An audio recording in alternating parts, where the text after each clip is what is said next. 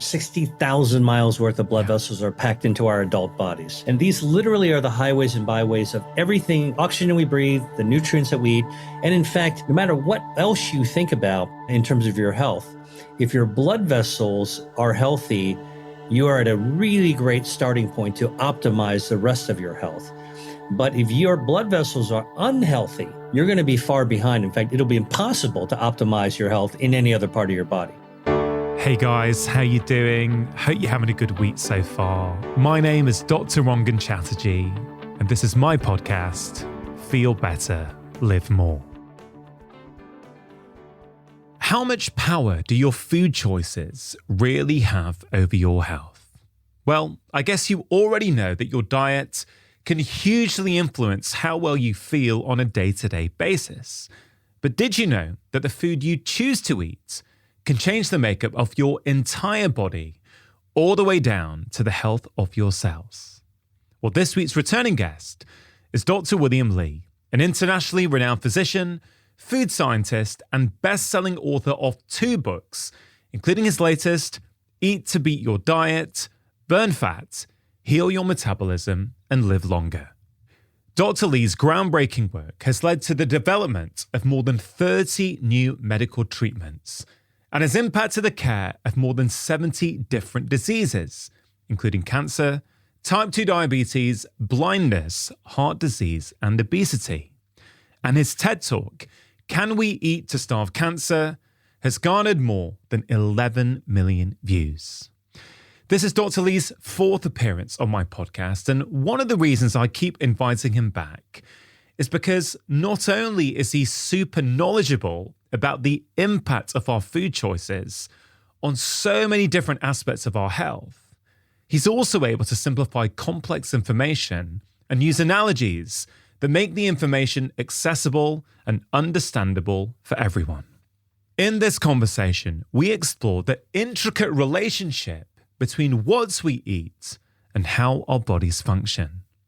We discuss how certain foods can stimulate and protect our vital stem cells, which enhances our body's natural ability to regenerate and heal. And we also discuss how some foods can improve everything from our blood vessel health to the function of our brains. We also talk about some common myths surrounding metabolism, the importance of personalized nutrition, and the very modern issue of over-consuming calories. And of course, William shares some of his top practical tips to help. I thoroughly enjoyed talking to William again, as I always do. He is really passionate, incredibly knowledgeable, and above all, he wants to empower each and every one of us to be active, engaged participants in our health.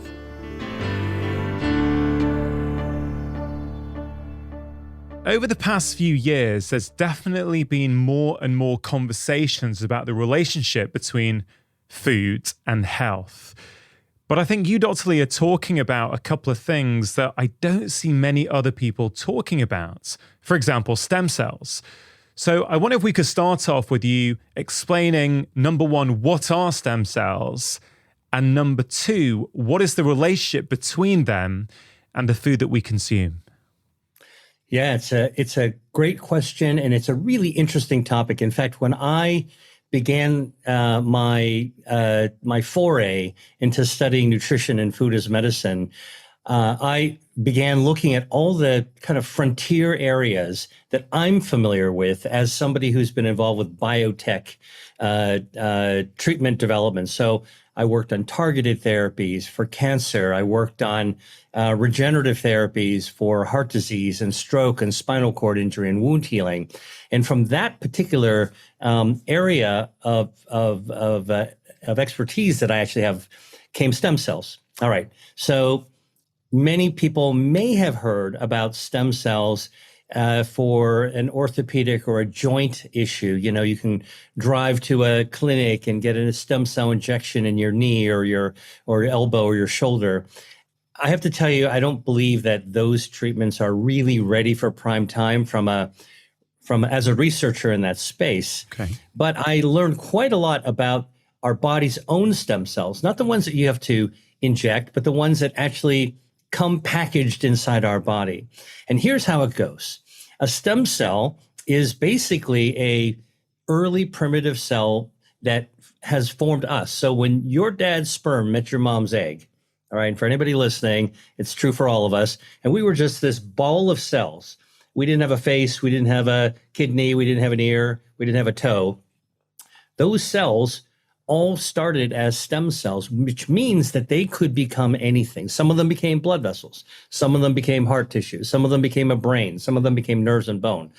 And those primitive cells, by primitive, what it means is that they can become anything. Their destiny has not yet been decided. And over time, they can be coaxed to become something that we need. And so what happens is that over the course of 9 months in the womb, we form our little mini cells ready to be born. And we're equipped with, 2 arms and 2 legs and all the other bits and pieces that make us human. And then when we're born and the umbilical cord is cut, we have extra stem cells left over. These extra stem cells, about 70 million of them, are still floating around in our blood. And there are instructions at the time of birth to tell these extra floating stem cells, hey, it's time to park your car, hide out in the places that you're going to be for the rest of your life, and you'll come out when you're needed. So think about stem cells like painting an apartment where, you're going to paint a new color in your bedroom. You're going to buy cans of paint, but you're going to buy maybe a couple of extra cans so you don't run out. Because how bad it would be if you you just had one little section left and man, you ran out of paint. That would really suck. So our body is built the same way. We've got extra stem cells, like extra cans of paint, so that we never run out. So these 70 million extra cells, stem cells, they are in our bone marrow, which is the little tube inside most of our bones. You ever break a chicken bone open, there's a little kind of dark area in there. If you're a foodie and you like osso moelle, for example, the French dish, that's also bone marrow. But we all have bone marrow, and that's mostly stem cells. And the stem cells in your bone marrow, in our bone marrows throughout our lives, they help us create more blood cells that we actually will require over our lives. But they also contain these stem cells that are sticking around, and these stem cells can regenerate us from the inside out. They heal us from the inside out. Right. Meaning, if we actually have an injury, and this is relatively new research in medicine, if we cut ourselves, let's say you're riding a bike and you fall off, all right, and you scrape your knee on the path, that injury on your knee will send a signal, and we know what those signals actually are. And the signal is basically like an alarm, an alert signal, like 911, please, or I don't know, in the United States, that's the telephone number you dial for the emergency services. Yeah. And basically, in response to that distress call, the stem cells come flying out of our bone marrow like bees coming out of a hive, looking for the area that's injured that they need to repair, help to repair from the inside out. And it's not just a scrape in a knee. It could be your heart, your brain, your nerves. It could be any organ at all that our stem cells repair.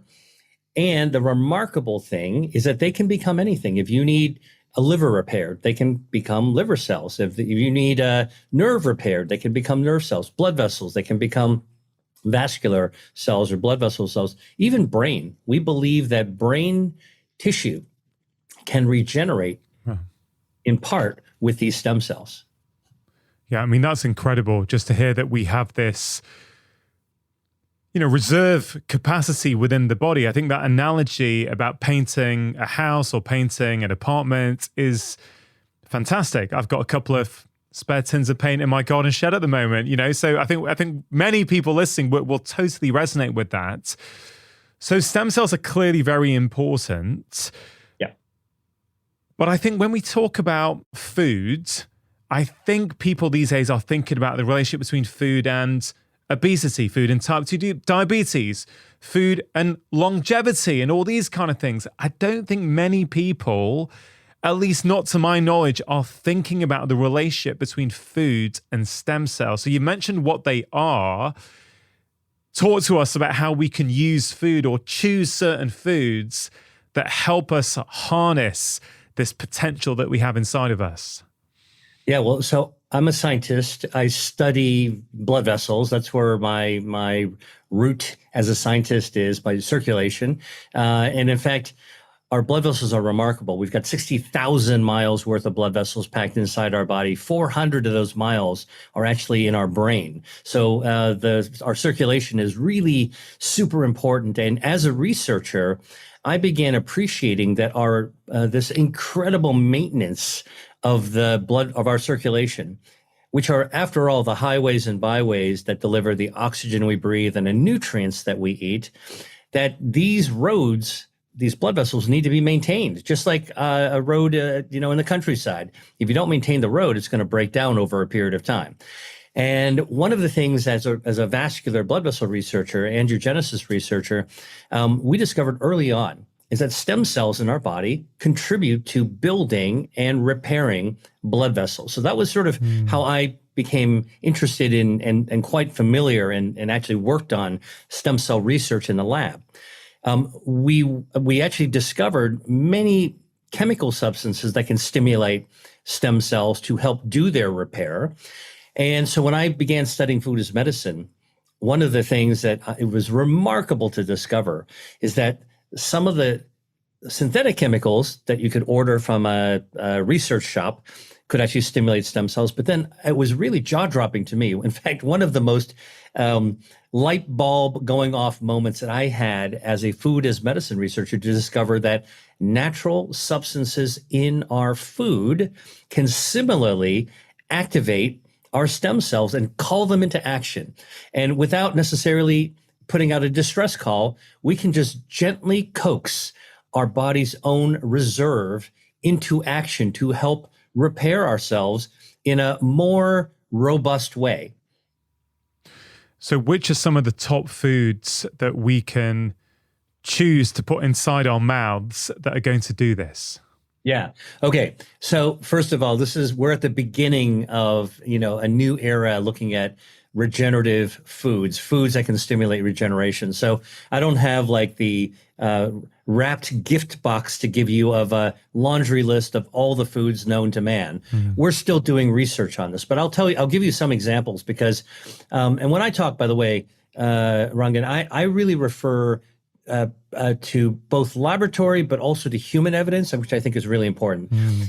Something we see in the lab is interesting, and they can actually raise an idea. But at the end of the day, it's whether or not it works in people that makes all the difference in the world. So I'm going to kind of flip back and forth a little bit, but always emphasize what we know in people. So first of all, you might not be surprised that the source of stem cell activating substances are plant-based foods. Mother Nature's sort of medicine cabinet are fruits and vegetables, nuts and legumes, and healthy oils and seeds, sources of omega-3s.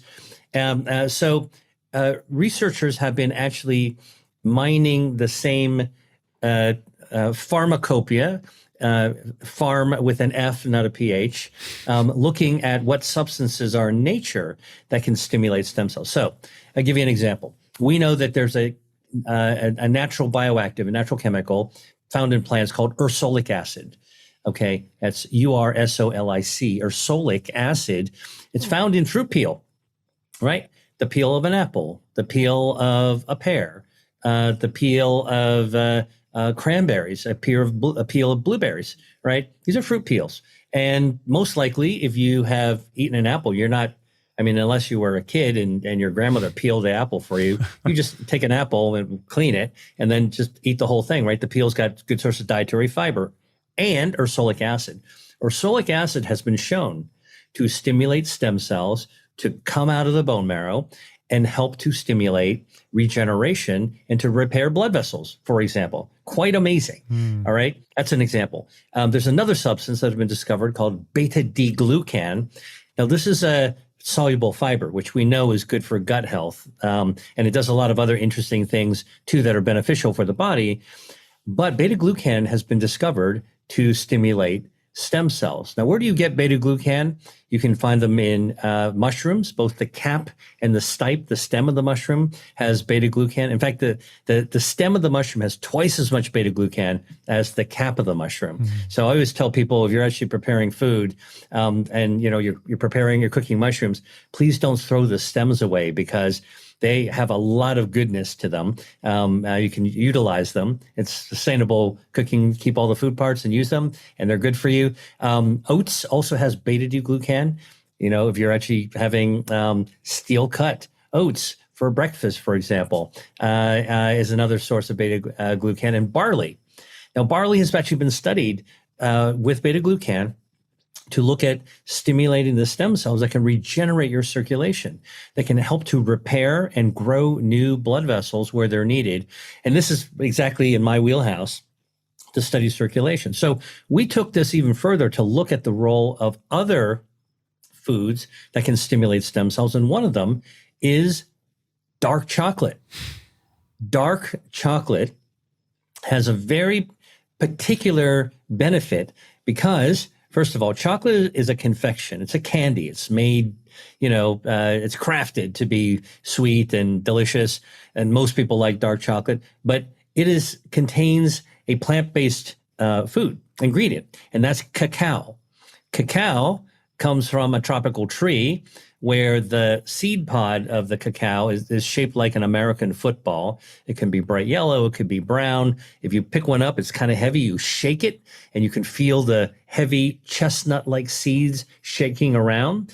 And those seeds are the ones that are dried, fermented, ground into a powder, and used by percent to actually make chocolate. So if you have a 50% cacao chocolate, it's got half of the cacao. If you've got 80%, it's got a lot more, 90%, et cetera. Well, what research has been done, shown that 80% or higher cacao puts enough of a natural plant-based bioactive called proanthocyanidin into your bloodstream. So this has been measured. And in the clinic, if you actually give people who have, let's say, coronary artery disease, so they've got narrowing of their blood vessels and stiff, hard blood vessels. All right. So these are not people at their optimal state of health. If you measure their stem cells and then see how many stem cells are floating around their blood, which is not many, and then you were to actually do a simple test called flow-mediated dilation, FMD, to check how resilient their blood vessels are. Basically, it's a blood pressure cuff. You blow it up, you put an ultrasound in the crook of your arm, and then you let the blood pressure cuff deflate quickly. You see what happens to how well your circulation, your blood vessels recover from compression from the cuff. That's a reflection of vascular blood vessel circulatory health. If you do that at baseline to see how well the blood vessels in these people are doing, not that well.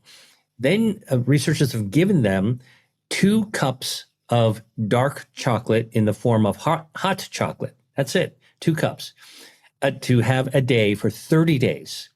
And at the end of 30 days, you take out your blood and measure the stem cells again, and then do that flow-mediated dilation resiliency test again of the blood vessels to see, have they changed?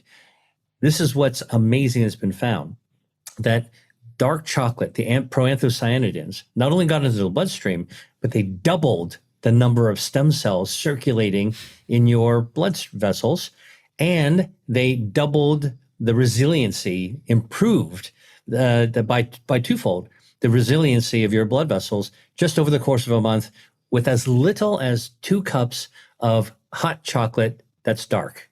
Wow. That's a really interesting point, what you said there at the end there. The quality matters, doesn't it? Because you could get, I guess, a hot chocolate powder from the supermarket, which was full of additives and full of sugar and has a very low concentration of cacao. Or you could get a completely different one, which is, a lot of, minimal ingredients, high levels of cacao, as you say, 80% plus. That's the nuance, I think, sometimes that we're missing, aren't we, when we talk about food? Hot chocolate is not just hot chocolate. It depends on the quality, right? That's right. And the stuff that you get in a packet at the grocery store that's inexpensive and it might taste really great. It might be the stuff that we had when we were kids. I know I did. If you now take a look at the ingredient label, I tell people anytime you're buying anything that's prepackaged, please take a look at the ingredient label before you put it in your grocery cart, because if you start seeing the added sugar and then the emulsifiers and all the artificial chemicals and preservatives and the stabilizers, that's probably not something that you want to actually put in your body. And if the ingredient label creeps you out, put it back and just look for another choice that, as you say, has minimal numbers of ingredients, or even better yet. I mean, and I say this to people who are really committed to using a natural way to improve their health. Put it together yourself. I mean, you can even make it without dairy, which is really interesting, without any type of milk product at all. You can make yourself a really tasty, super dark chocolate. And in fact, a lot of people don't know this, but the history of cacao and chocolate goes all the way back to the Aztec civilization, where at some point they actually considered chocolate was used as currency. It was so valuable. And at a certain point of time, it was used for its medicinal and ceremonial value. And so this is why, like we go, you're taking a trip at an airport and you're passing by the newsstand, and, it's so tempting to buy a bottle of water and get a chocolate. The healthful chocolate we're talking about is really paying attention to the details of the quality of what you're actually going to put into your body, because that's going to influence how your body responds to it. Yeah, it's really fascinating. I was reflecting with a friend over the summer on how certain things, let's say cacao, let's even say alcohol as well, were often used in traditional cultures in very different ways to the way we consume them today, or they're often consumed today. It was ritualistic, ceremonial. Cacao probably, from what I understand, wasn't used daily. It was now and again for celebration, for ritual. And I think the same thing also, from what I understand, with alcohol. Yet we love to take those things and then shove them in every day now. And I feel that we do that with lots of things. We change the way we consume them compared to how we have done so traditionally. Absolutely. Because if you think about the way that we approach the foods around us today, so often it's really food is treated as a commodity. We have this consumer mentality where we just go out to look for the cheapest, most convenient, most tasty thing, so influenced by advertising. And we've gotten further and further away from what I think is absolutely central to our humanity when it comes to food, which is to have some appreciation of our food, to really savor our food, respect our food. And frankly, if you take a look at some of the broader planetary concerns in terms of how we grow our food, how we treat the land that our food's grown on, how we farm our food, all of those implications of the degradation of the food system comes from the fact that, we don't respect it so much anymore. And so we're just stripping away the land. We're getting the cheapest food possible, the fastest possible. We're packaging it into things that are not very costly, put colors on them, cheap things to attract, sort of like the clickbait idea of nutrition and our food. I think it takes us further away from our humanity. And I'm bringing that up because, as you're talking about tradition and ritual and ceremonial, I think one of the things that we're beginning to perhaps appreciate as things are becoming so distressed around the world is that, there is really great value and calming value to be able to be more appreciative to the things that we do have and to respect when it comes to food, to really start thinking of our food in a different way, including where it comes from and how it's handled, and then ultimately how we're preparing it and putting it into our body. It is a continuum that pays off when it comes to our health. Yeah, for sure. Thank you for sharing that. Now, Dr. Lee, so far, the foods we've mentioned in relation to stem cells, I think, are uracilic acid, which you can get in fruit peels. You mentioned beta-D-glucan, which you can get in mushrooms and oats and barley. You You've also mentioned about cacao and dark chocolate and how beneficial that can be. One thing I've always noticed with your approach, you make food something that I think excites people. You talk about all these different foods and all these different pathways and how we can, be active participants in our health by choosing foods that are going to activate all these incredible pathways. How do you square that alongside the fact that many people these days eat an excess of calories? If someone hears what you're saying and they're already eating an excess of calories and they start adding in dark chocolates, hot chocolates, oats, barley, right? How do you help people tease through that? Because obviously a calorie excess is problematic for health, even if you are adding in some of these powerful foods.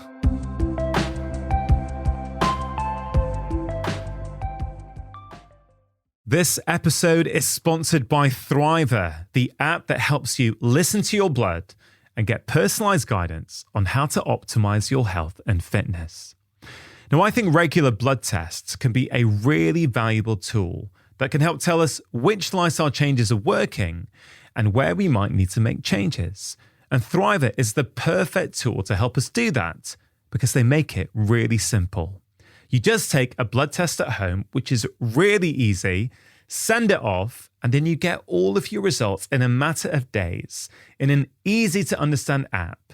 And all of your results come with personalized, actionable lifestyle advice from doctors.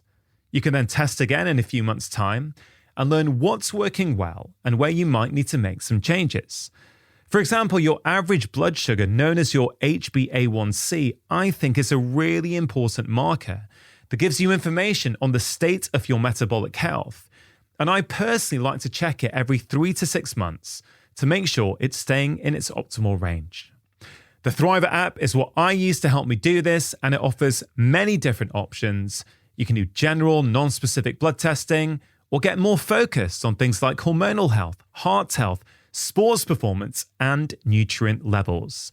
For listeners of my show, Thriver are offering an exclusive offer of 20% off your first Thriver cycle when you enter the promo code LIVEMORE at checkout. Just visit thriver.co to get started today. That's thriva.co. Thriver, listen to your blood. This episode is brought to you by Airbnb. Now, my family and I have had some great trips over the years using Airbnb for pleasure and for work. In fact, a few weeks ago, when I was in Oxford for a work conference, I stayed in an Airbnb and used the living room to record 2 wonderful podcasts, which you'll be hearing on this show very, very shortly. Now, I personally prefer staying in an Airbnb when I'm traveling for work compared to hotels, as I like staying somewhere with a kitchen where I can prepare my own food instead of relying on eating out. In fact, I was chatting to the owner of this Airbnb, and he told me that he only recently started hosting his home as a way to earn some extra income whilst he's away on holiday. And I know many friends who also host their flats or home when they're away to help with the extra household expenses or cover the cost of holidays. Which got me thinking, when we're next away as a family and our house sits empty, we could Airbnb our own place and make some extra money to go towards our own holiday too. And if you have a trip coming up, you could do the same. Your home might be worth more than you think. Find out how much at airbnb.co.uk/host.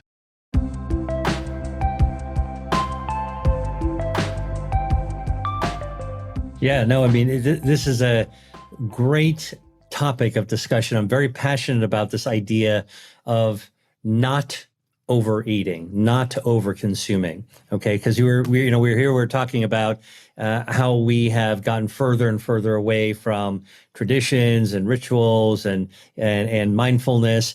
Look, overconsumption is a relatively recent phenomenon. I say within the last 70, 80 years, within the last 100 years for sure, of modern society, because if you go further back than that, most people were still scrabbling around to actually get enough food. They were hungry most of the time.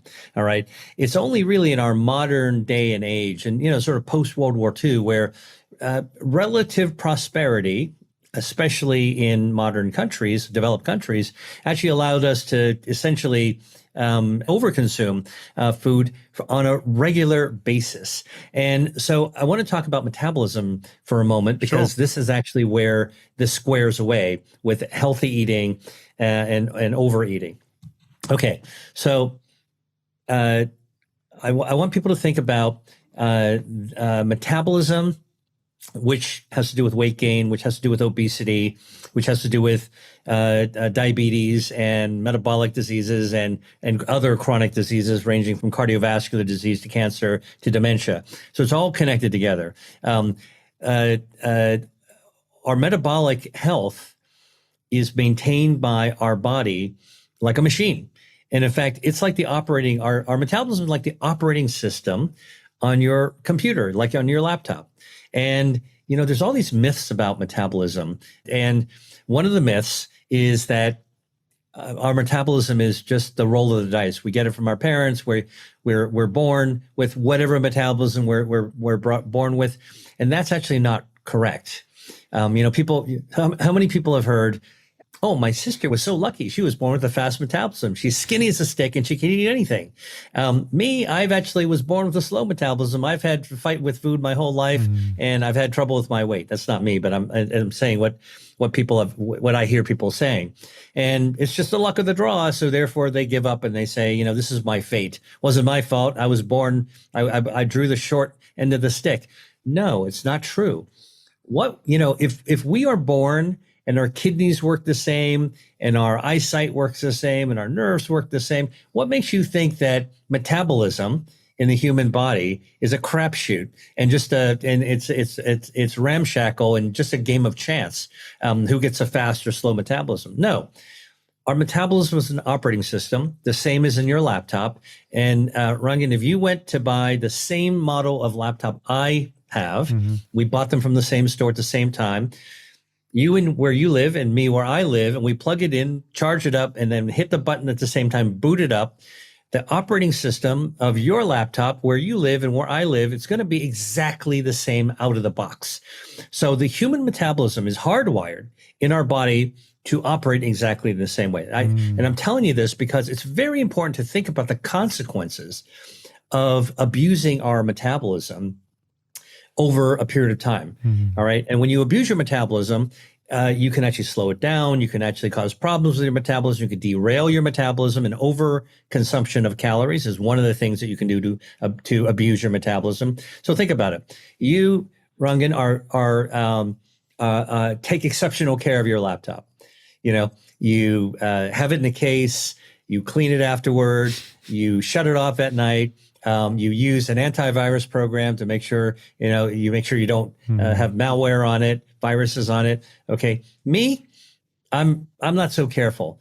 I travel with it. Sometimes it gets dropped. I shove it. I just throw the laptop in the back of my car. Oops, I spill coffee on it every now and then, water, I mop it up, and I never turn it off. And I'm downloading stuff all the time off the internet. Okay. Now, what do you think is going to happen to that same operating system in your laptop versus my laptop? Yours is going to be functioning a lot better than mine. And if you think about taking in calories, when you overconsume calories, among other things that you can do, what that does is that puts a stress on your metabolism. And if you overload your metabolism by eating more calories. Now, calories are basically, look, food is our fuel. And our fuel, just like in your car, is something that we absolutely need. So you need calories. Food is our fuel, and in our body, we call it calories. All right. So this is the similar way. And just like you're filling up your car with fuel, we fill up our bodies with fuel with the food that we eat. If you overload the fuel in your car, what's going to happen?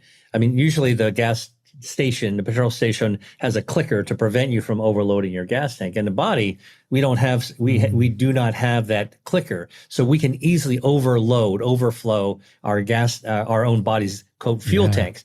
Fuel tanks are fat. When you overload your fat, okay, you're going to keep on filling up fat and filling up more fat. You need more fat. Our stem cells will create more fat, more fuel tanks, and you keep on eating, you keep on overloading.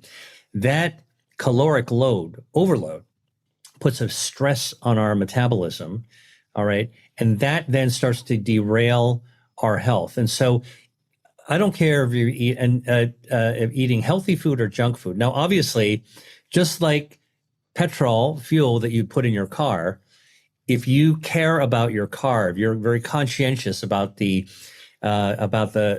longevity of your car, the health of your car, your automobile, all right, you are going to actually try to choose higher quality fuel to put in it. Put some crummy fuel in it, and once in a while, once or twice, no problem. Your car's it'll survive it. You put crummy fuel in your car, low quality fuel, the cheapest fuel in your car every single day.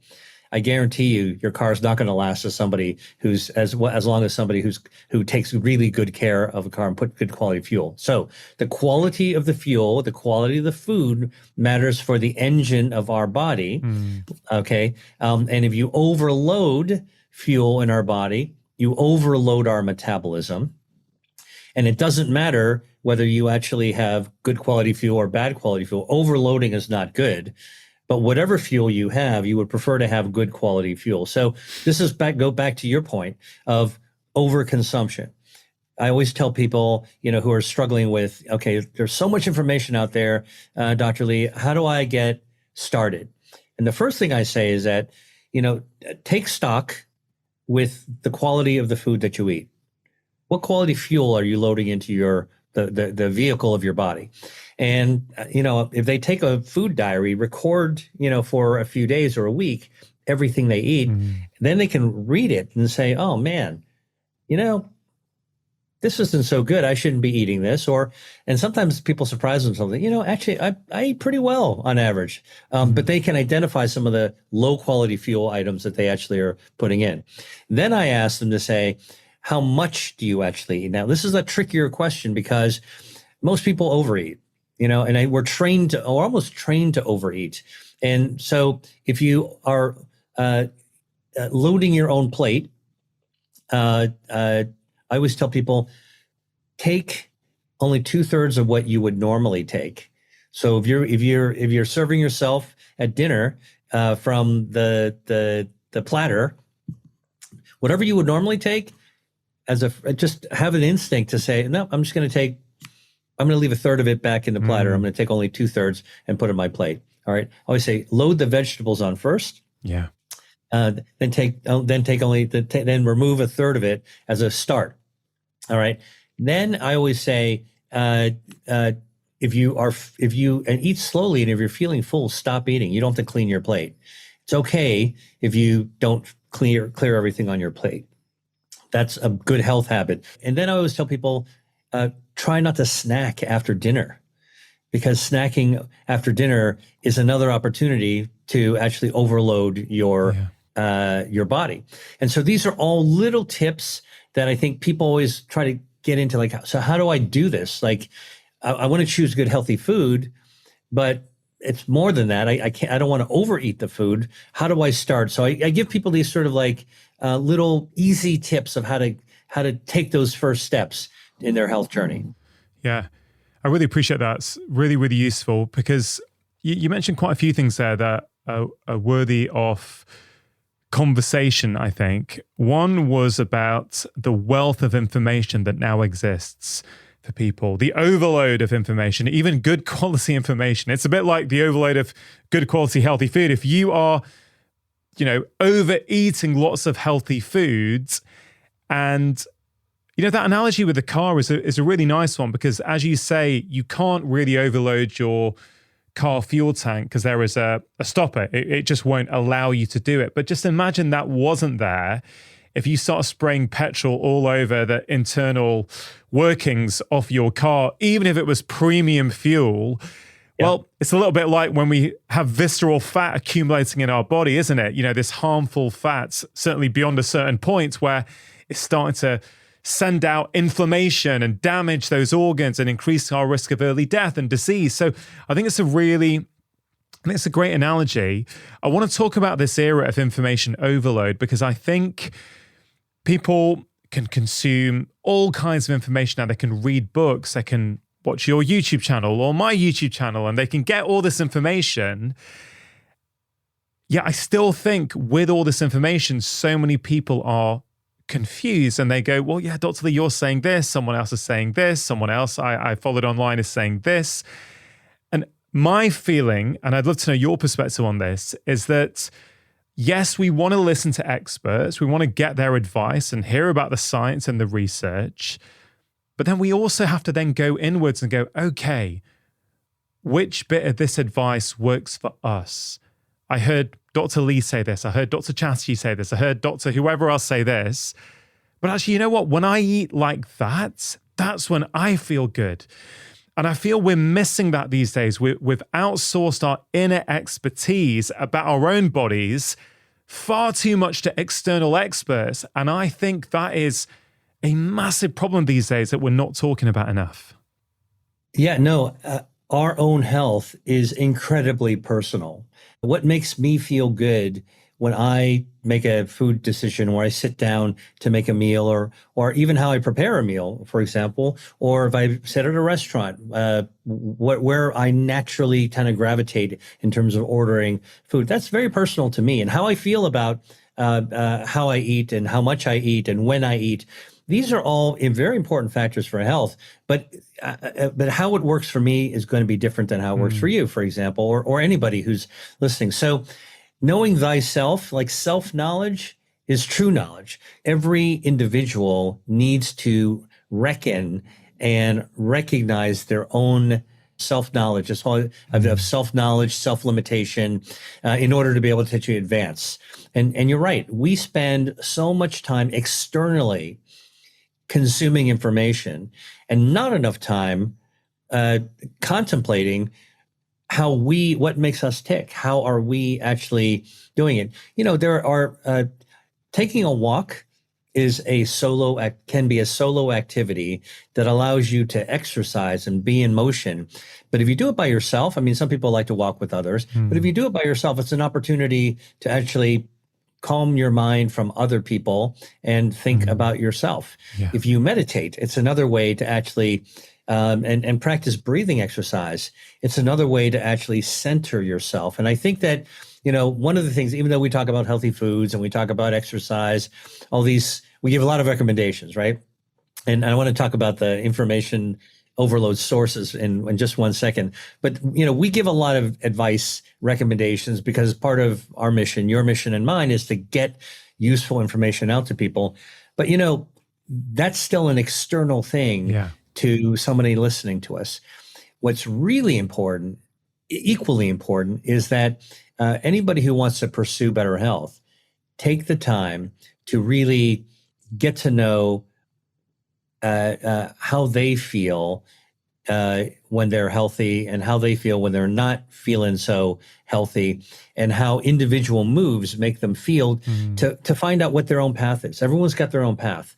And by the way, I would say this again, I mentioned it briefly, personalized medicine is where all medicine is going. Yeah. So I don't care if you're in oncology and cancer, treating cancer, cardiology, treating, blockages of your blood vessels in your heart. The bottom line is that we're all realizing one size doesn't fit all. Yeah.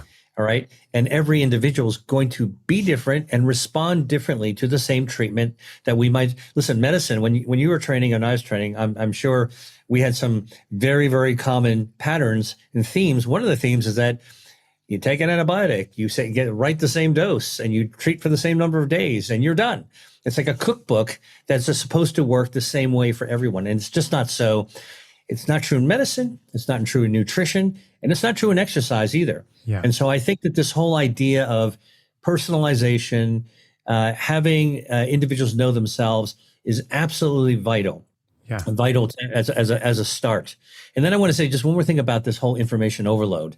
This is true for children who are consuming information in a very particular way, right? So typical kid in high school or junior high school, or maybe even younger, is on their phone scrolling all day long. They're watching TikTok, they're looking at various things, they're communicating with Snapchat and quick, communication. It's very externally focused and it's consumptive. There's an algorithm that feeds you more of what you seem to be enjoying seeing or looking at longer. But that doesn't actually help you get to know yourself. Yeah. And it also doesn't force you to consider the source of your information.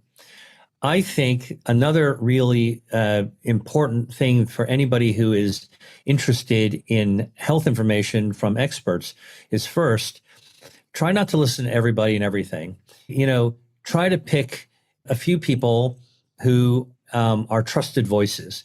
It's up to you to decide how you connect to them. One of the big challenges, I think, of the online community, whether it's YouTube or Instagram or these other media platforms, is that anybody can actually deliver information. And I think that one of the things that I believe is that people who are trained in health and who do research and who are very careful in their communication and what they're actually projecting, because words matter. Yeah, I think that that's really important from a source perspective, so you can actually narrow yourself down. Pick 2 or 3 people that you feel you resonate with, you like their voice, but do check into their backgrounds to see if you think that person should be a trusted resource. Yeah. So you're not getting wild ideas that may not actually be correct. Yeah, thank you, William, for sharing that. Really, some great life advice there, beyond food, in terms of how to navigate the modern world. And I think I feel very passionately about that idea that we've got to start tuning into ourselves more. Yes, there are some core dietary principles that we can share. And, you've written 2 fantastic books on a lot of these things that a lot of the foods that people can choose to help improve their health for whatever reason they want. But also, you've got to try this stuff out for yourself and really pay attention to, when do I feel good? What pattern of eating suits me? When do I not feel bloated? When do I feel that I sleep well? What is going on in my life when those things happen? That's the ultimate knowledge, that self-knowledge, that self-awareness, that insight, that's wisdom. And honestly, if I reflect over my career about the patients who truly transformed their lives for good, it was those patients who at some point converted the advice from the outside to figuring that out for themselves and go, no, I know what's best for me. I know which way of eating works best for me. Having heard from the experts, but then becoming their own expert. So that's something I really want to help people do more and more. Going back to foods then, Dr. Lee, we've mentioned a few foods already that can help our stem cells. What about olive oil? Does that have any relationship with our stem cells? Absolutely. So olive oil is a healthy fat, as they say. It's a plant-based food, comes from plants, the olives, and it contains bioactives, many bioactives. Some of them have been identified. The ones that actually have been best studied, one of them is called hydroxytyrosol. The other one is called oleocanthal. And, for people who are listening, if you're a science geek, you can write all this stuff down, but just know that there are these natural substances that have powerful effects on our body.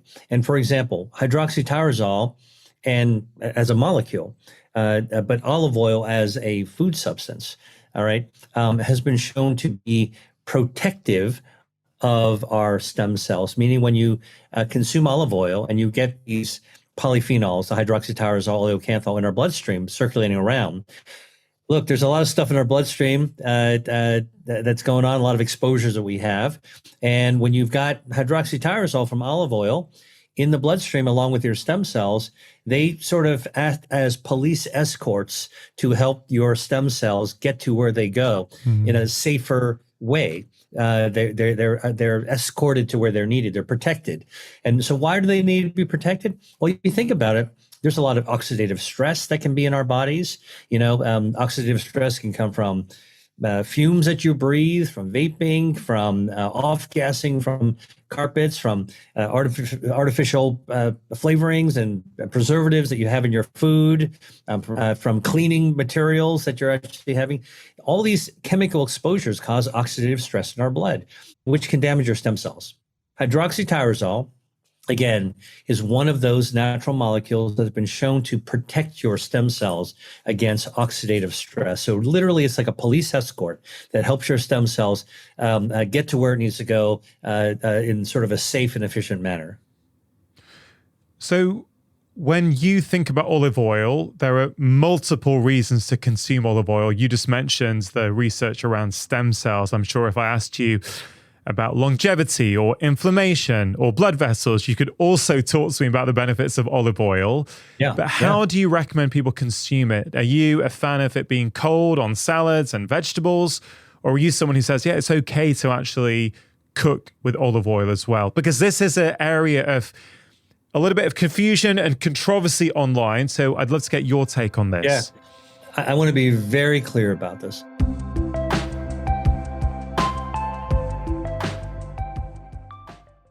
This episode is sponsored by Thriver, the app that helps you listen to your blood and get personalized guidance on how to optimize your health and fitness. Now, I think regular blood tests can be a really valuable tool that can help tell us which lifestyle changes are working and where we might need to make changes. And Thriver is the perfect tool to help us do that because they make it really simple. You just take a blood test at home, which is really easy, send it off, and then you get all of your results in a matter of days in an easy to understand app. And all of your results come with personalized, actionable lifestyle advice from doctors.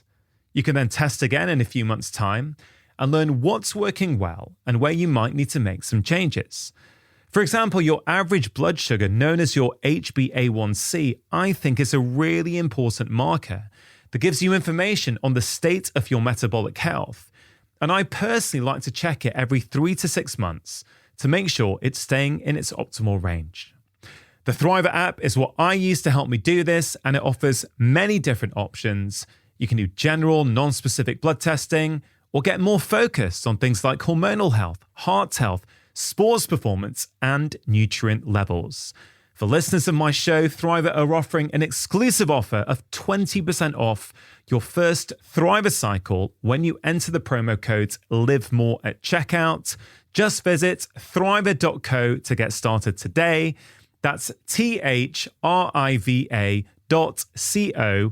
Thriver, listen to your blood. Today's episode is sponsored by 8 Sleep.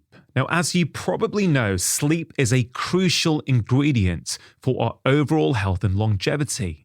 Yet these days, many people struggle.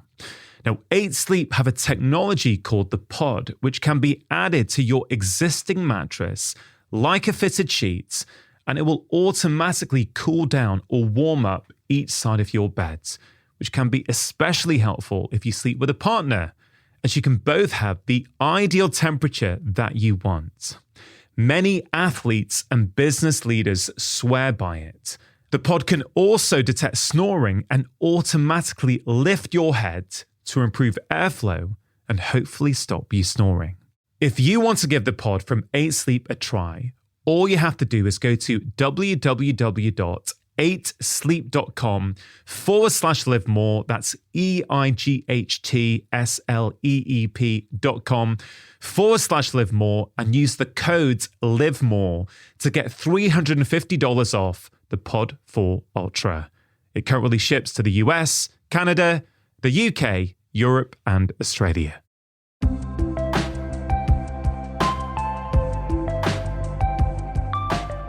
Olive oil is, of all the cooking oils, a healthier choice to be able to have with a meal. You don't have to cook with it, but you can cook with it. There's a myth that olive oil has a low smoke point, so you shouldn't do high heat cooking. As it turns out, olive oil's smoke point is almost the same as canola oil, which is used for frying. It's pretty close. You shouldn't reuse olive oil at a hot heat, but cooking with it in a wok, if you're doing Asian cooking, is perfectly fine. Actually, you just have to like the taste of the olive oil in cooking it. So again, that's a little bit of a myth. You can actually cook with olive oil at pretty high heat, and you're fine. Certainly, sautéing is no problem. Stir frying is no problem. And by the way, in the Mediterranean, I don't encourage people to eat a lot of fried foods because the frying creates these little side products called acrylamides, which, are potentially carcinogenic. But everyone likes, occasionally, people like crispy food. In the Mediterranean, how they fry foods, they fry them in olive oil, all right? And in fact, the polyphenols get into the food that you fry. So it actually makes something that's not that healthy a little bit healthier with the polyphenols in it. I would say, so you can actually cook with it. I'm not saying you should fry with it or eat fried foods, but cooking with it is fine. Using olive oil cold, plain is also fine if you want to dip it in some bread or put it in a salad dressing. I think the quality of the olive oil is really, really important. Okay, and a lot of people don't appreciate this, but when you go out to buy olive oil, what do most people do? Well, if you are for the first time buying olive oil, it's overwhelming how many different choices you have. So you might go for the less expensive one, or you might go for the one that's got a more attractive label on it. I'll tell you the way that I recommend doing it and what I do myself. I always want to get the highest quality olive oil. So what I look for are olive oils that are pressed with only one kind of olive. It's called monovarietal olive oil. And there's two reasons for that. When olive oil makers make olive oil, they're picking olives when they're ripe off the tree and literally just crushing it and then spinning it in a basket. And so it whips out all the fluid and the oil floats to the top. And then the watery stuff goes to the bottom and the chunks go to the bottom, and they just scoop the olive oil off. They don't filter it. And so that's why you wind up getting little bits that are green. So extra virgin first press olive oils, always going to be tastier. You're going to get that peppery, sometimes peppery taste to it. By the way, that's what the polyphenols are. They're actually giving you that taste sensation, a great taste sensation of olive oil. All right. Many olive oil makers, and you can look this up on Google, there's a whole scam in the olive oil industry where people who are labeling olive oil are in fact adding other oils to it. It has some olive oil and they cut it. And so that's not good. You're getting who knows what other kind of olive oils. It's a whole scam. The other times people are mixing different types of olive oils together, sometimes the cheapest ones they can find together to serve it up to you. And so the way to get around that is to look for monovarietal olive oils, pressed with only one variety of olives. These are going to usually be coming from a single farm. All right, it could be a large farm, but a single farm. And this also not only guarantees the quality of the olive oil, because it's not going to be cut with other things, monovarietal, it's a label, mono one varietal type of olive. But I look for monovarietals, olive oils coming from one of three different kinds of olives that you can actually find very easily in the store. And the reason I look for them is because they have the highest levels of polyphenols of all the olives. All right. So if you like Spanish olive oil, all right, I look for monovarietal Spanish olives made with the type of olive, the variety of olive called Picual, Picual, Picual olives. Fortunately, it's a very common olive in Spain. And fortunately, that olive, you can easily find Picual monovarietal olive oil, and it's not that expensive. All right. If you like Greek olive oil, I love Greek olive oil. The olives that have highest polyphenols among Greek olives are called Koroneiki, Koroneiki, Koroneiki olives. It's come from the Peloponnesus. Fortunately, a very common olive in Greece. Monovarietal, highest polyphenols, taste amazing. Great for whatever you're cooking or grilling or salad dressing.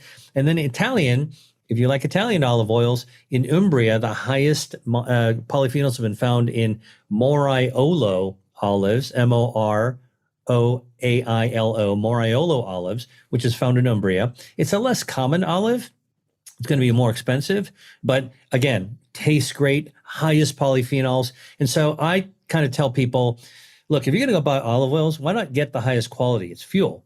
And if you're going to, and it's going to, you want to be able to have it taste great. If you're going to use it and dip some bread or whatever it is, sourdough bread or whatever, something healthy in it, or you're going to dribble it on some pasta or whatever you're cooking with it, why not get the best?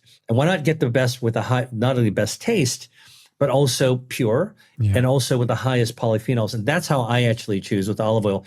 By the way, some people have reported, I heard this before, that olive oils are not good for your blood vessels. They actually damage the lining of your blood vessels. That's all bunk. I'm a blood vessel expert, and I'm also an expert on food as medicine. We've studied this. It's a theoretical thing that got put together that winds up actually not being true. Well-intentioned people try to put science together, and I'm not real scientists, and they don't know the data. It's understandable how they may come up with it, but olive oil is perfectly fine. In fact, it's very healthy for your blood vessels, quite the opposite. Now, how much to eat? You know, there's a lot of studies out there of olive oil. On average, if you take a look at all the studies, the average amount of healthy oil to consume per day is about 3 to 4 tablespoons worth of olive oil. Okay. That's a fair amount of olive oil if you're not an olive oil consumer. But if you think about the Mediterranean, 3 to 4 tablespoons, go ahead and take a measuring a spoon out in your kitchen and to take out 3 to 4 tablespoons and put it on a dish. It's not that much. And if you are scrambling your eggs with it, all right, if you like eggs instead of butter. And in lunch, if you're making a salad dressing with it, and you're going to put some salad dressing on it. And then at dinner, if you're going to roast some vegetables or grill some vegetables, and you're going to put some olive oil on it, you will easily get 3 to 4 tablespoons of olive oil into your system.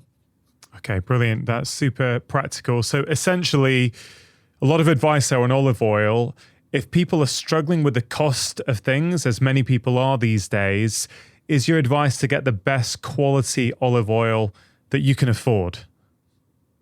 Yeah, absolutely. And by the way, you know, I would say it's a buyer's world out there, particularly because you could buy things on the internet as well. If you search for monovarietal Picual or Cornecchi or Moriolo olive oil, and you just let the internet show you what's the cheapest one, you know, and do a little review to make sure that they're, you know, a good quality manufacturer or supplier.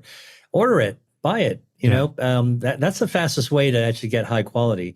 Listen, people spend a lot of money on a lot of different things, right? But then you actually, again, take a look at your own lifestyle. I can tell you the best investment you can make is getting high quality food for yourself. And in Europe, it's a lot better than the United States. I mean, people buy junk stuff for food and they spend their money on things that are unhealthy as well. They buy cheap, unhealthy things and they spend money on unhealthy things.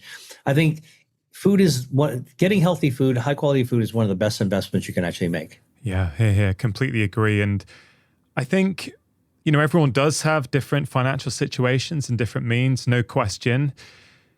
But I think something quite profound happens when you internally, going back to what we were talking about before, about, you know, tuning into yourself, listening to your body's own signals. Like when you consciously make that decision, not like an opinion, a decision that, you know what, the food I put in my mouth now is of top importance. You know, I made that decision a few years ago. Like I internalized that, you know, if I'm going to be the best human being that I can be, the best father, the best husband, the best capable human being as I age, well, the quality of the food I put into my mouth day in, day out is important. It doesn't mean you're never going to go off track, but there's something really, I think, powerful about when you make that decision.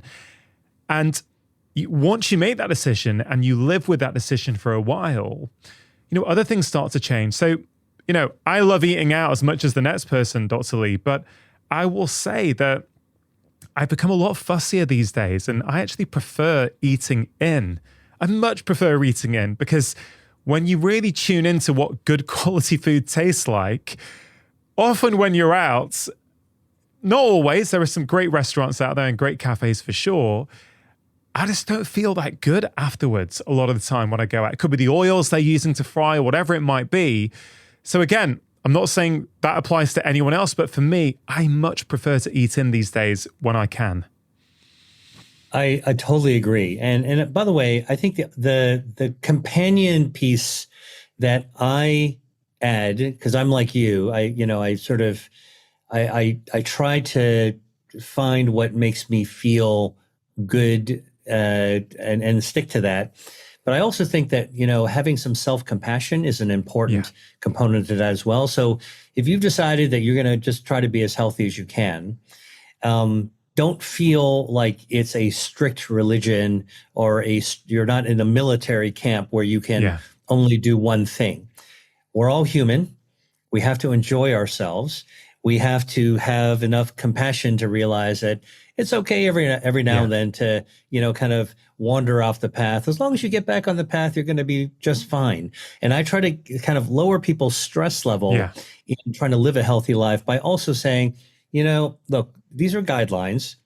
You know that they're good for you. You should feel better when you're doing them. It's up to you to actually take that path.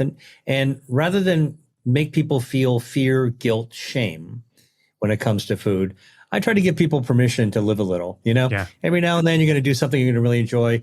Listen, if you spend more time doing things that are good for you, your body's going to be strong enough to be able to rebound from something occasionally you do that's not so good for you. It's like driving on a road, right? I mean, look, the rules, following the rules of the road are actually going to help keep you a safe driver so that you're going to be accident free. But look, who doesn't speed every now and then? And speeding can kill you, right? So, but every now and then you need to get someplace quickly. You're going to go a little bit faster than the speed limit. It's okay. Yeah. It's okay. And so I kind of try to give people permission to, and I encourage them to be self-compassionate and give them permission to feel the liberty to choose. Yeah.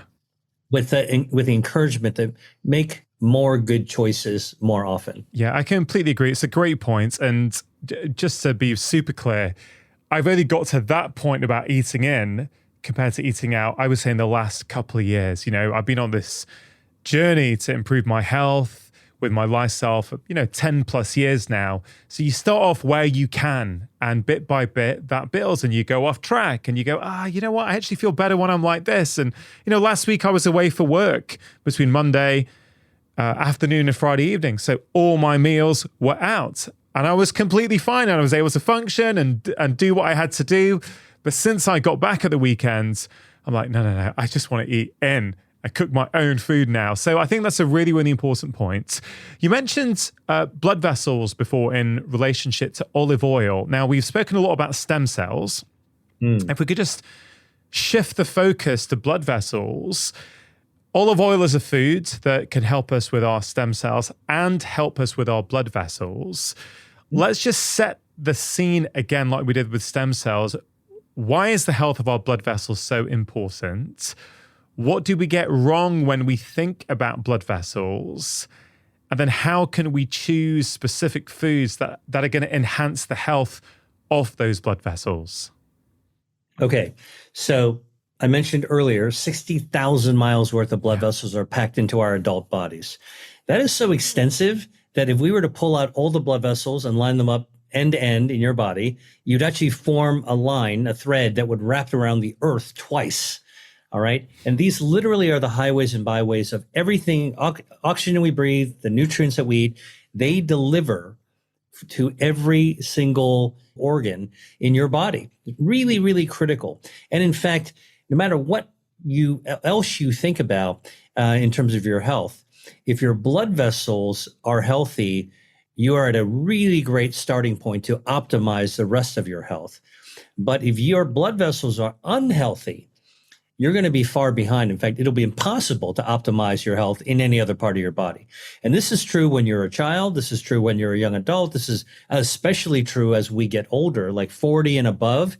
We need to start paying super attention to how well our blood vessels are functioning. Now, the good news, and what people don't get right sometimes, is that we think about our blood vessels as passive and like plumbing, and then they get clogged, they get narrowed with lipids or plaque or atherosclerosis, and this is what ultimately leads to a heart attack or a stroke, or for, leg dysfunctions when you've got clogged arteries in your legs. My arteries are hard. You hear this all the time. Well, our blood vessels are anything but static. It's not just piping under your sink that if you keep pouring grease down the sink, it's going to clog up your sink, and then you got to call the plumber in to open it up with a wire. Nope, it's not like that at all. Our blood vessels are incredibly dynamic. And what that means is our body manages to maintain our blood vessels to try to keep them optimized all the time. Now, something that keeps our blood vessels healthy and dynamic is the inner lining of the blood vessels. Our blood vessels have a sleeve in it. It's like a layer of plastic wrap that is extraordinarily slippery. We call it the endothelial layer. If you think about like a garden hose, and you were to cut the garden hose in half and look down the middle of the hose, you're looking down into the hole. And if you were to actually take plastic wrap, the kind you would have in your kitchen, and coat the inside of the garden hose with the plastic wrap, so that when water is running through, that the water is sliding through the plastic wrap. Now imagine in your blood vessels that same kind of wrap made out of living tissue called vascular cells, blood vessel cells. It's extraordinarily slippery. So slippery that I give the analogy of like an ice skating rink. If you've ever been a kid, gone ice skating, I don't know, many adults don't ice skate anymore, but if you're a kid, you might have had that experience. You know that when you get out on the ice and on the skating rink, it's really, really slippery. It's hard to actually keep your balance. All right. And that's what the blood vessels need to be, so that all the blood cells that are winging through our body, they don't stick to the walls at all. They just keep on going. Like there's like traffic direction.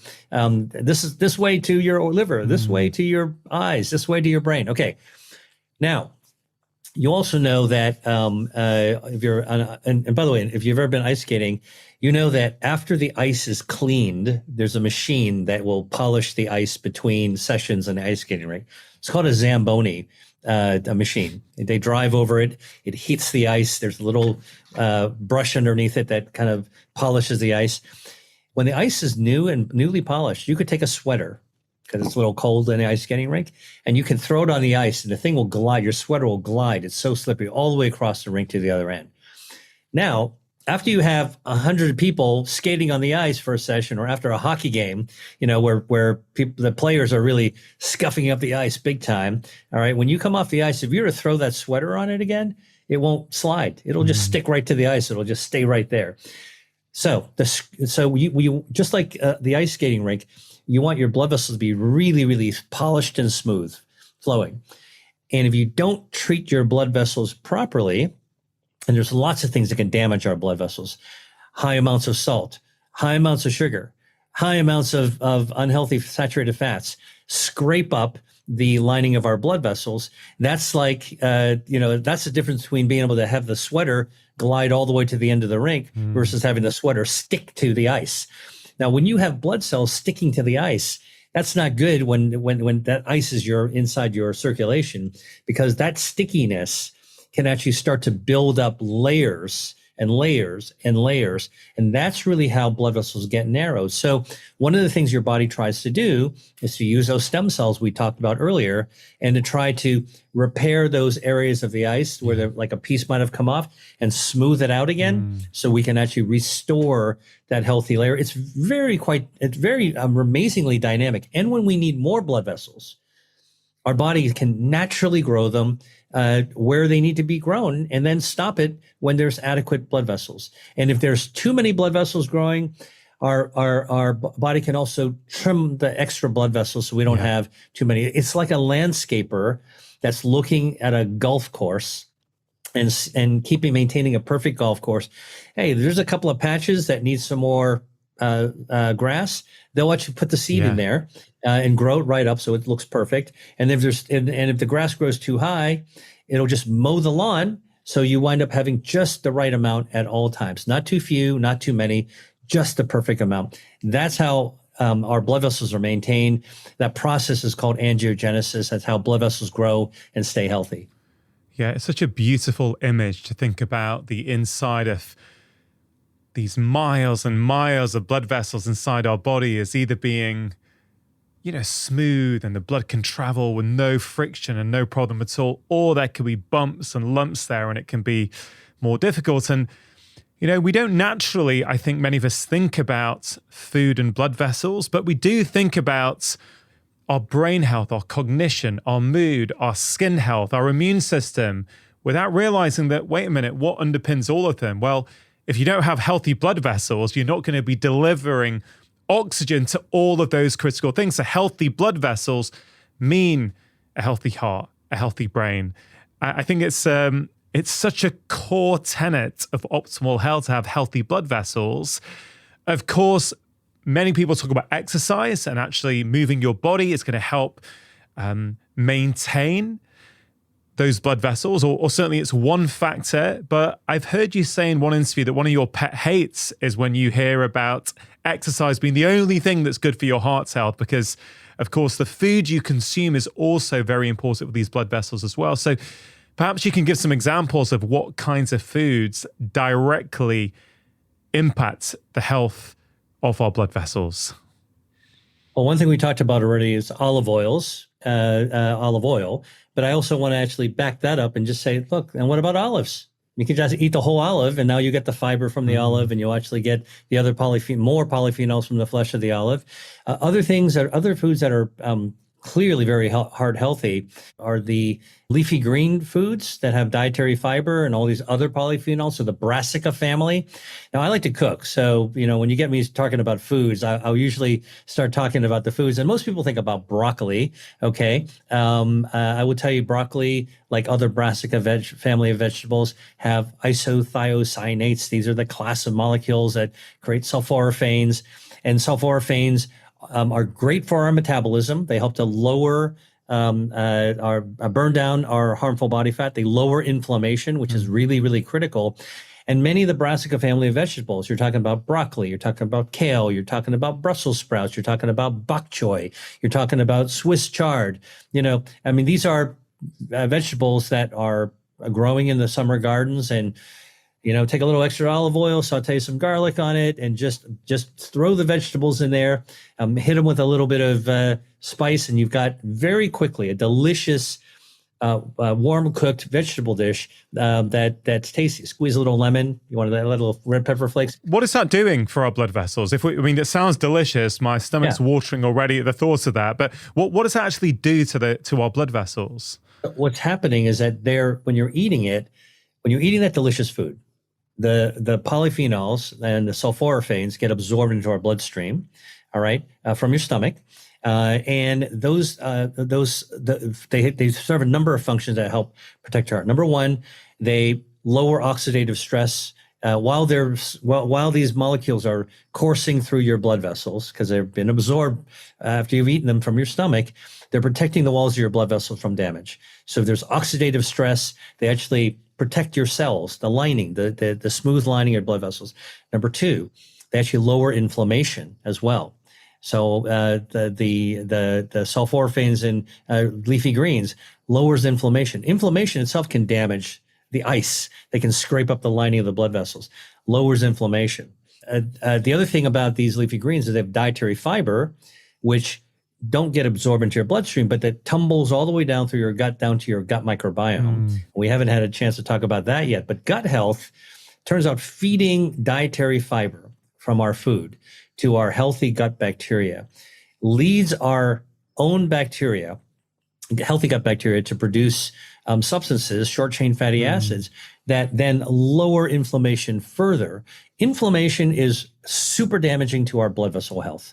Right. So if you're inflamed and you've got inflammatory markers, we can measure in the lab. If you take a vial of blood, you measure your C reactive protein as a marker for inflammation. listen, that inflammation, if your CRP, if your levels of inflammatory markers are high, you got inflammation everywhere in your body, including in the lining of your blood vessels. That's 60,000 miles worth of inflammation. That's actually a really bad thing to be carrying around. So this is how leafy greens with their polyphenols and their dietary fiber can all conspire in a beneficial way, or collaborate in a beneficial way, to be heart healthy, starting with improving the health of your blood vessels. Yeah. Super interesting. Any other foods that we forget about when thinking about our blood vessels that you would like to highlight and encourage us to bring into our diets? Yeah, well, it turns out that two beverages, tea and coffee, have polyphenols that are heart healthy and beneficial. All right. Tea has catechins, and the specific catechin that has been best studied is called EGCG, epigallocatechin 3 gallate. And again, I encourage people not to get hung up on the technical stuff unless you're a science geek, but just know that we know these things. In coffee, there's many different polyphenols.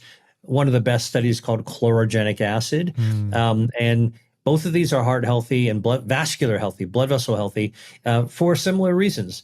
They protect your blood vessels against oxidative stress. They lower inflammation. Yeah. They're good for gut health. They improve your metabolism by helping your body burn down harmful excess body fat, which then contributes to inflammation. So, they're powerful levers that can actually help us. And if you, by the way, if you combine this over the course of the day with eating some leafy greens, and then you have some of these blood vessel regenerative foods like the barley with the beta glucan, or the mushrooms that we talked about earlier, or a little bit of dark chocolate, high quality dark chocolate. You see, it's the net consumption of the things that we're eating all day long that expose our blood vessel, that extraordinary network, to help us maintain the roads in our body. And that's our circulation. You mentioned some of the benefits of green tea there. I know you often speak about these drinks that, all the longevity populations consume: tea, coffee, and water. You also made a video recently on your YouTube channel about drinks that we can consume that help us with our metabolism and help us perhaps remove visceral fats from, organs like the liver. It's quite an interesting concept, that, for people, because I think if most people think about their weight and excess fats that may have built up on their body, I think there's a widespread view out there that the main thing that matters is being in some form of calorie deficit. So essentially you are consuming less than you're burning off. So over time, you start to lose some of that excess fat. Now, I know your last book covered this in a lot of detail, but just help us understand how important what I just said is versus particular drinks like green tea or coffee that can really help boost our metabolism. Can you help us sort of find a way through that in case anyone's getting confused there? Yeah, there's a lot of ways to help our body optimize its metabolism. We talked about one earlier, which is don't overconsume calories, and whatever you do consume, make it high quality. So that snapshot captures a lot of what we talked about earlier. But, there is a hidden mechanism, a hidden trigger in our body that can help burn down extra harmful body fat that allows us to eat foods in order to burn fat. Now, that sounds like a contradiction in terms, right? If you want to lose fat, you want to not eat, right? Mm-hmm. Nope. Actually, there are some foods, and this is a big surprise, and I wrote about this in my book, Eat to Beat Your Diet. There are some foods that actually trigger fat burning. Now before I tell you the foods, I got to tell you how this works. The popular fad that people have been doing these days, like cold plunges, right? And cold plunges being a healthy for your metabolism and other things. Well, actually, it does work, and I'll tell you why it works. When you expose your body to cold, the temperature drop actually triggers a special kind of body fat that's not harmful but really beneficial, and it's called brown fat. And brown fat is not a fat that most people are familiar with. Most people are familiar with white fat. We call it white fat. There are two different colors.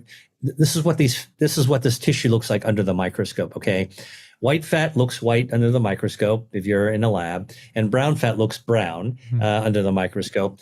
White fat is is sort of the fat that we normally think about. It's lumpy, bumpy, wiggly, jiggly. It can be under the skin, subcutaneous white fat. It's under our arms, under our chin. It's the muffin top that people don't like, or the thigh fat or butt fat. Okay, but white fat is also not only under the skin, but it's packed inside the tube of our body. Our body's a tube. So if you look inside the tube of our body, where our organs are, our gut, our viscera, if fat growing there, called visceral fat, can be extraordinarily dangerous because as it expands, it sort of expands like a glove wrapping around your organs, and it can be highly inflammatory. And so our body has kind of evolved a natural way to tame that kind of extra visceral fat, and it's through brown fat. There's other kind of fat. Now, brown fat is not lumpy, bumpy, wiggly, jiggly. Brown fat is thin as a sheet, and it's not close to the skin. In fact, it's close to the bone. It's like attached to the muscle deep underneath your skin. And we got a little bit on the side of our neck. We have a little bit under our breastbone. We got a little bit between our shoulder blades, and it's scattered in our belly a little bit. All right. And what brown fat does, it just kind of hangs out quietly in the background. But if there's really cold temperatures, okay, cold temperatures will trigger it to fire up and generate heat. Right. When it generates heat, this evolved in animals that are hibernating. Right. You get that woodchuck gets nice and fat in the fall and the winter, and then it waddles into the cave, and then it's not coming out.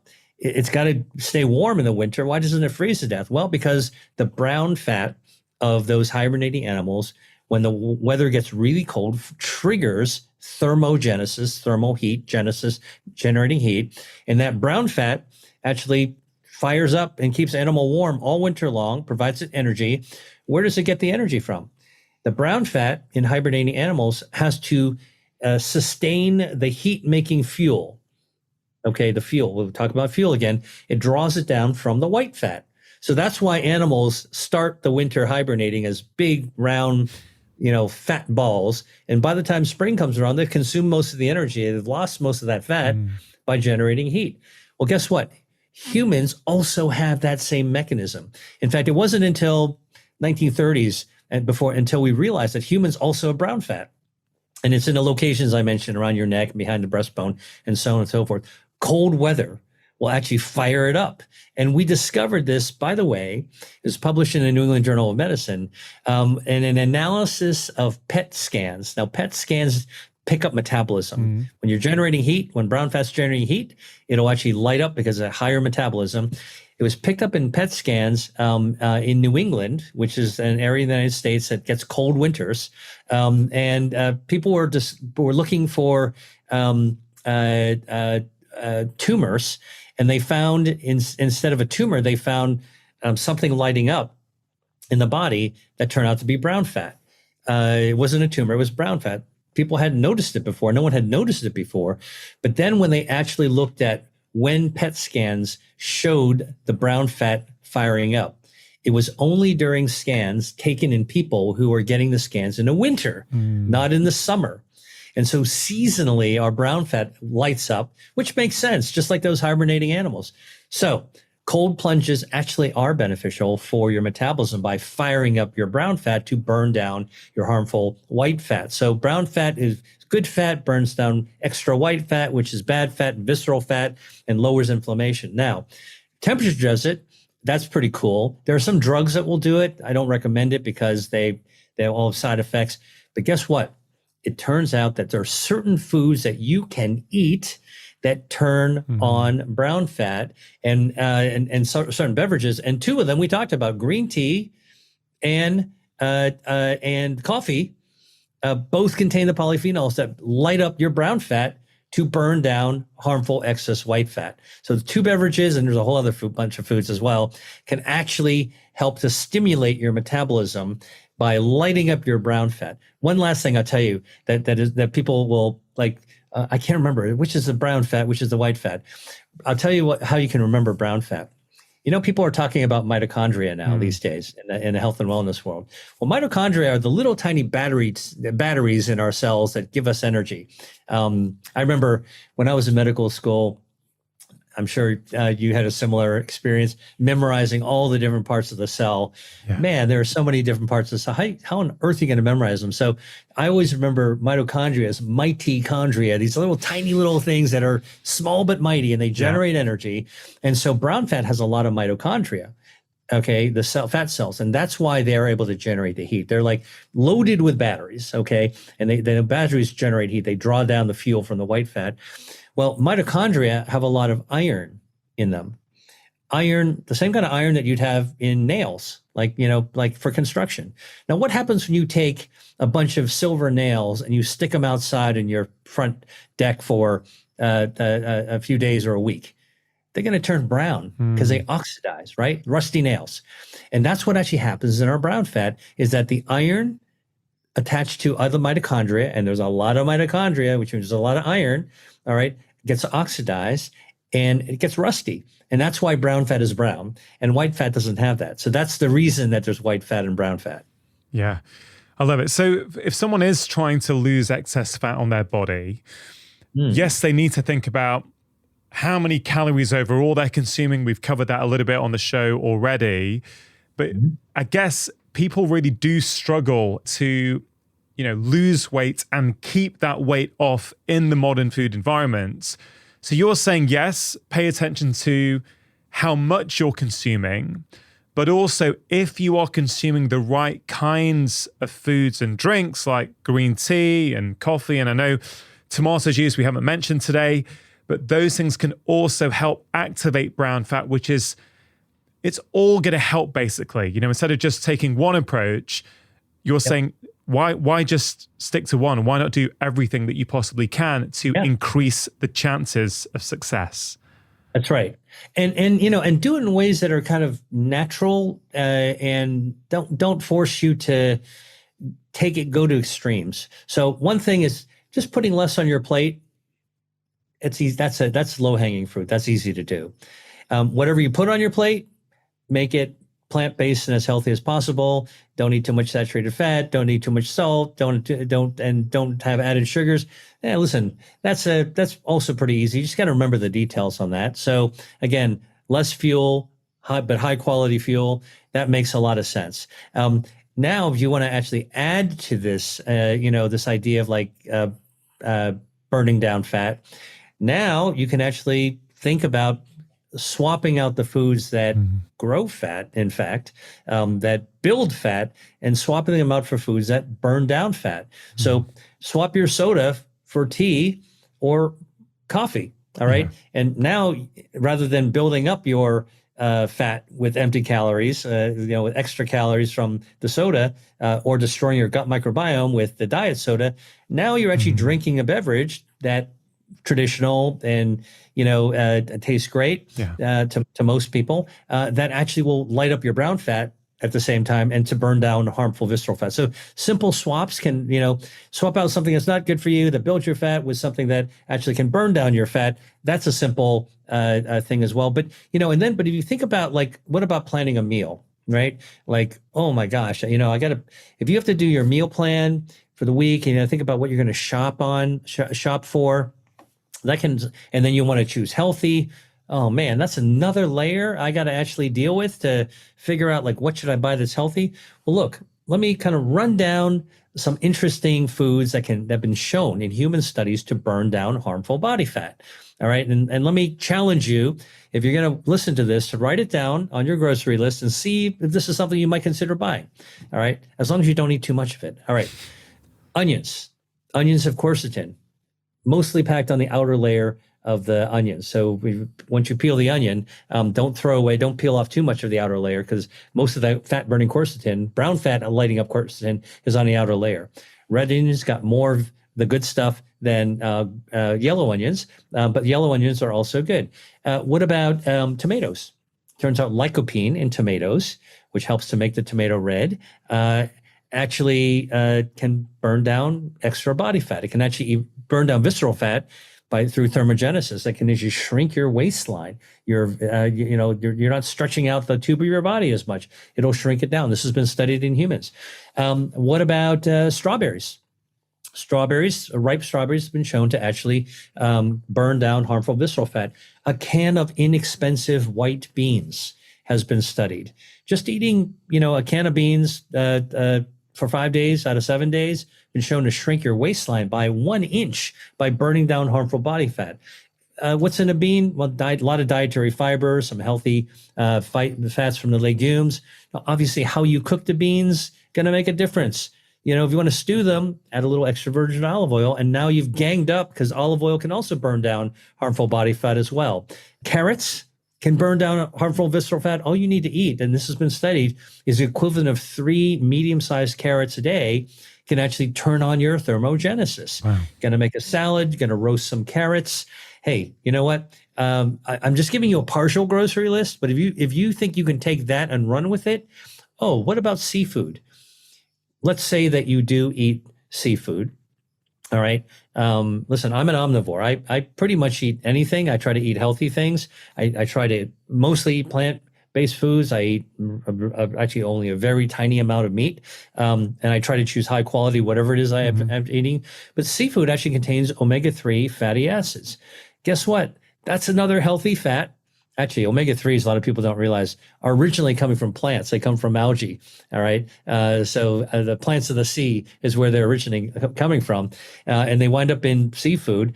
Most people think, I got to eat salmon. I'm sick of salmon. Or I got to eat tuna. It's expensive. You know what? Actually, it turns out that lesser fish, more inexpensive fish, and shellfish also have omega-3s. And so, sure, salmon has a lot. But you can actually look at cod or flounder or other types or Mediterranean sea bass. They all have omega-3s that are healthy for you. And so do mussels and clams if you eat shellfish, and squid and octopus and shrimp.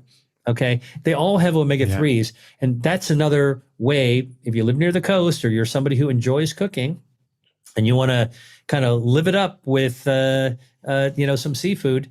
Yeah. That's also a way of turning on your good beneficial brown fat to burn down your harmful excess white fat. The underscore here, though, I want to say, even though I mentioned a lot of ingredients, you got to remember how you prepare the food is important. If you don't want to be putting a lot of butter into it, you don't want to be putting a lot of salt into it that can damage your blood vessels. You don't, cook in a healthy way. You don't need to steam everything, but you want to actually be mindful. You're not going to fry everything either. Yeah. Dr. Lee, you have such a wonderful way of talking about food. You clearly explain the science, but your passion infuses through everything. And it kind of leaves us all with this idea that the foods we choose can be a creative pursuit for us. Yes, it's for our health, but it's like an artistic endeavor that we can play with to actually find the things that we can utilize to improve our health. So I really, really appreciate that. I also appreciate that list at the end there. Many of those foods that you recommended were very, very affordable, which I think is something to be very aware of these days. To finish off, Dr. Lee, if someone has heard our conversation and they're like, okay, Dr. Lee, I hear what you're saying. I understand the science there, but I don't really need to change much. My life is going pretty well. I think I'm in a decent way. I can function at work. Why should I start changing the food that I put on my plate? What would you say to them? Well, listen, my current research, the area that I am working on, my books are all about the research I'm doing. Mm-hmm. I'm not reaching for topics to cover. I'm writing about what I'm researching. And right now I'm researching about aging, healthy aging, including longevity. And I'm researching brain health and all the things connected to brain health. And one of the reasons that to answer to somebody who's asking the questions that you just stated, I would say, listen, if you are doing pretty well now, keep it up. All right. But what the exciting research is showing is that if you push a little bit harder and try to buff up some of those areas, even by a little bit, you could actually be doing yourself a service to improve your brain health as you get older in remarkable ways. Like, for example, here's one. I'm eating plenty of fruits and vegetables. I'm fine. Well, you know what? You might be amazed to know that strawberries, even one cup of ripe strawberries a day, all right, has been shown to actually reduce cognitive decline in human clinical studies, and also reduce the depression that comes with cognitive decline. What's in a strawberry? You got ellagic acid and anthocyanins. These are natural molecules that we're discovering. And so we're discovering the benefits to brain health of ripe strawberries. So, maybe you're eating healthy, but maybe the next time you go by a market and you just are walking by those strawberries, you might want to do a double take and go back and say, I'm going to try some of those now. And so these little tiny extra tweaks, if you're somebody who's already healthy, think about what you're doing. If you feel it pretty good now, great. Now it's time to actually level up, to actually see if you can do something to make yourself even better in the future. And so I think thinking about our what we do now having an impact in the future is kind of like saying, rather than put all my money under my mattress, which is sort of a depression era thing, why don't we invest our money in some good things? I mean, you're going to have the money anyway, but where are you going to put it? Under your mattress, or you're going to invest it in something that's going to grow? And I think that making healthy food choices are a way of growing our health. And this is where my research is now. By growing your health, you're really investing, and you're becoming wealthier inside out in terms of brain health, which is a huge dividend for you. Think about it. The thing that all this discussion about longevity and mitochondria and glucose spiking and trying to get your sirtuins and like all the millions of things that people are talking about now. I have one thing to say to that. Who wants to live longer if you're not able to have good brain health? You could live to 150, 200, go for it. But if your brain isn't working, it's not worth living for. And so that's why I think that in this, accompanying this quest to live long, we want to live well. And the choices that you're making now, the research is finding remarkably that we can actually improve our future us as well in ways that are profoundly important. Our vision, our brain, our muscle strength, our ability to enjoy life. You mentioned the word passion. We want to actually really enjoy every year that we get. Yeah. And I think that the good choices, those tiny little tweaks we make, they can make a big difference. Yeah, William, I love that. Thank you so much for that impassioned plea at the end of our conversation. Where would you direct people who want to learn more? Obviously, you have 2 wonderful books, but you also have an online course that people can do, I believe. Yeah. So, first of all, I have a YouTube channel. Anybody who's interested in YouTube, check out the content, because I'm putting out stuff that people are asking me all the time. I can't always, get in front of an audience, a live audience to actually do it. So I'm like, okay, I'm just going to put it up on YouTube. So my YouTube channel, Dr. Dr. William Li, L-I. My website is also the same. It's www.drdrwilliamleeli.com.